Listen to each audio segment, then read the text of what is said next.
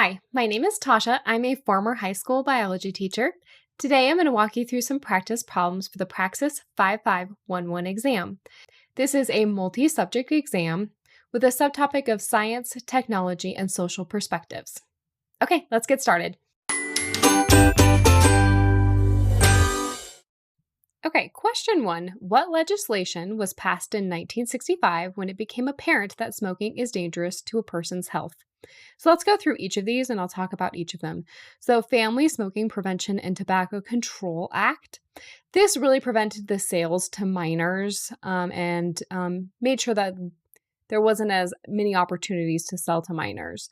The Cigarette Labeling and Advertising Act. This is where you actually had to create labels and health warnings on cigarettes. So this is our answer. So the Cigarette Labeling and Advertising Act. The Tobacco Regulation Act is a part of that Family Smoking Prevention and Tobacco Control Act. Again, it's to prevent the sales to minors. And then the final one is the Smoke-Free Law. This is the law that was put into place to protect the public spaces like restaurants and workplaces so that smoking can't be allowed in those places anymore. So our correct answer is B. Okay, question 2. Which two of the choices are diseases that are caused by biological pollutants in water? So what are the ways that these diseases get passed? And we need to pick two of them. So measles is spread through coughing or through air contact. So with someone that might be sick, so that is not spread in water.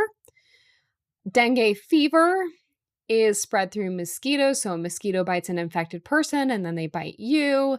That is how dengue fever is transmitted. Typhoid fever is going to be through bacteria contaminated in water. So either water or food will give you typhoid fever. Cholera is the same. It's bacteria that's been in food or water, specifically fecal matter that is going to be contaminated in that food and water. So our two choices are going to be both typhoid fever and cholera. Question 3, the 3R principle for waste management stands for reduce, reuse, and recycle. Which of the following is an example of reducing waste? So that means no waste would ever be made by this. So by making wheelchairs from used soda cans, so the wheelchairs might eventually end up in waste. So that is not reducing the waste. By using plastic bags twice or thrice before disposing of them, again, you're still creating waste of those plastic bags, so that's not the correct answer. By converting sack flour into a shoulder bag, again, that shoulder bag might end up in the waste and the recycling eventually. The last one is by using fruit peelings as compost materials. So this is taking those fruit peelings and actually making something new out of them that will last for a long time. So that is our correct answer. Okay, our last question. The threat of COVID-19 to the world was strongly felt during the first half of 2020. Everyone was staying indoors. The governments of different countries imposed lockdowns to slow down the spread of the virus. The pharmaceutical industries are expediting research to fight against the pandemic. In what way did science impact public health during this time? So we have to look at the science impact. So what actually scientists have done to impact public health. So the first one is the mortality rate of the disease went down due to people's natural immune systems. This isn't necessarily the way it did have a science impact, but it's not necessarily scientists impacting public health. Vaccine hesitancy increased as more people get afraid of being vaccinated. This is more of a social impact on all of that.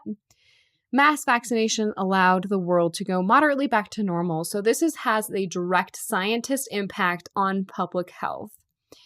The rise of the variants slowed down the world's road towards normalcy. So again, this is a science impact, but not scientists directly impacting that. So C is going to be our correct answer. I hope this was helpful. If you're looking for more ways to study, head over to study.com to check out our other videos and the Praxis test prep courses. As a study.com member, you get access to hundreds of practice problems like the ones I just walked you through, as well as targeted instruction for some topics you might still be struggling with, along with some test-taking strategies to help you maximize your score on test day. Finally, we want to hear from you. Please like and subscribe if today's video was helpful. In the comments down below, please let us know if there's any topics you'd like us to cover next.